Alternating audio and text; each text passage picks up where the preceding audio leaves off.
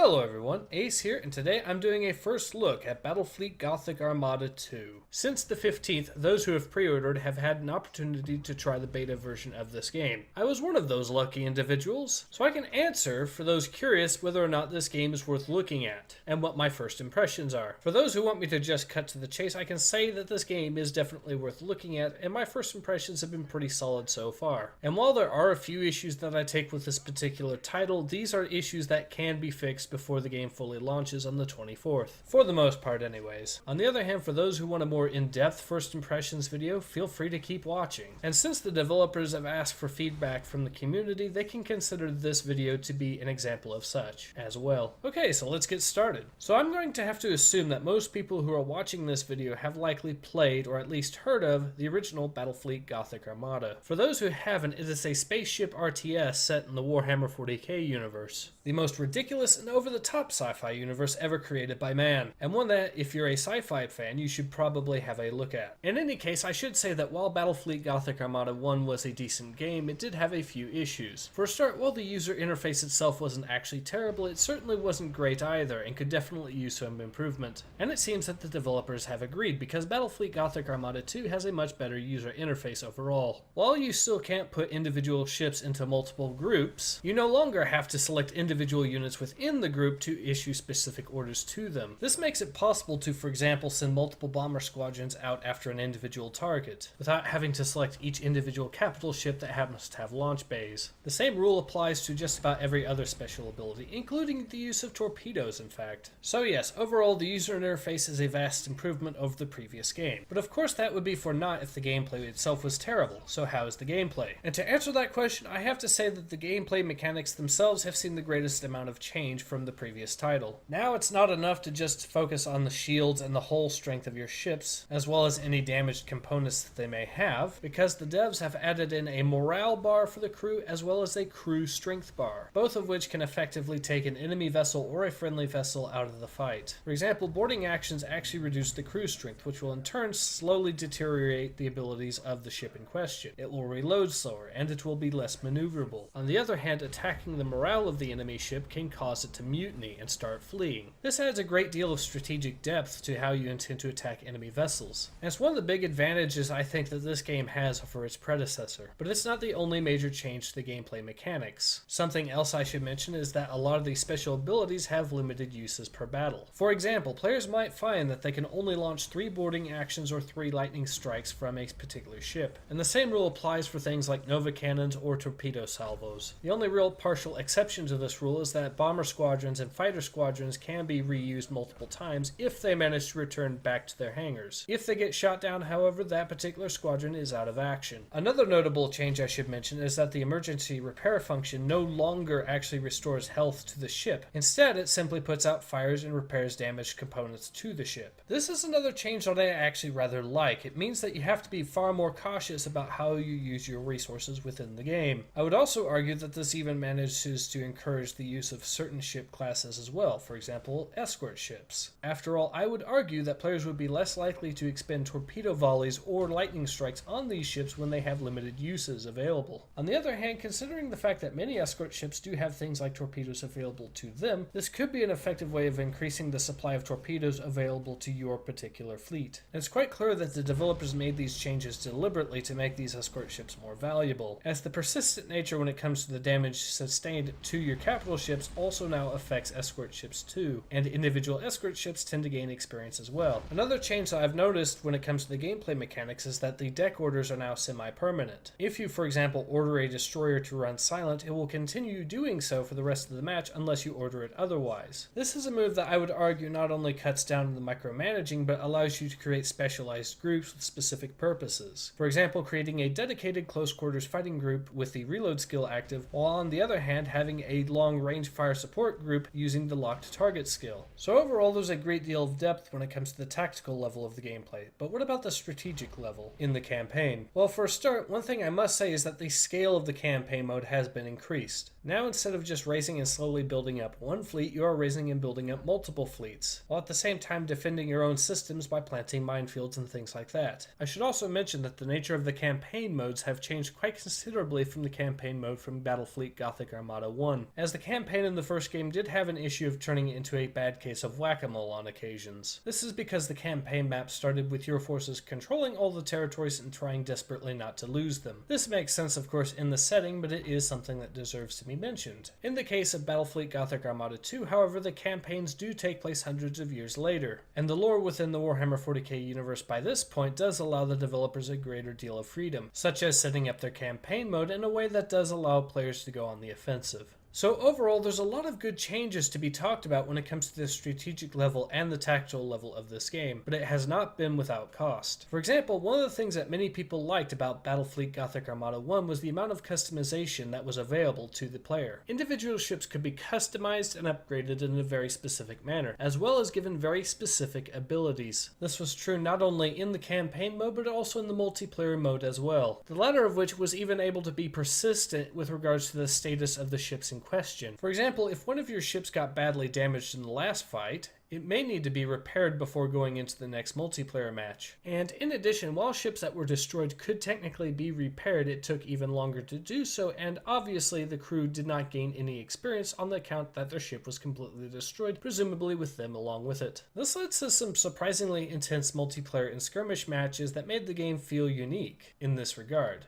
I mention this because that particular facet has been pretty much scrapped from this sequel. While this was definitely unfortunate, and I do miss having this level of customization in the sequel, it is ultimately an understandable move considering that the scale of this game has been increased to dealing with multiple fleets rather than just one. But who knows, maybe the devs can actually find a way to reintroduce this later on, say maybe as a standalone challenge mode, where the player challenges the AI in random encounters, slowly building up their fleet and doing just the sort of things that Battlefleet Gothic Armada 1 was known for. And it's not to say that there's zero customization whatsoever, as you can still pick up special abilities that impact entire ship classes now, and there is also a progression system in the multiplayer, but this actually brings me to my biggest issue with the game, and that's the fact that you cannot rank up in this progression system using the skirmish mode. You have to join online matches to actually level up, and I would argue that there's no reason to force players into doing this, especially when considering the fact that the first game allowed players to go through the progression system even against just AI. Fortunately, this is the sort of thing that can be very easily changed by the developers themselves, I'm sure, which is why if the devs want to improve upon anything, they should definitely focus on allowing players to go through the progression system against AI. Now, I've only played about 6 hours of this game though, which is why this is more of a first impressions rather than a full-on review. Doubtless there are other issues with this game as well, and I will be discovering them as I play more of it. But as I've said, overall I do like a lot of the changes that they've made.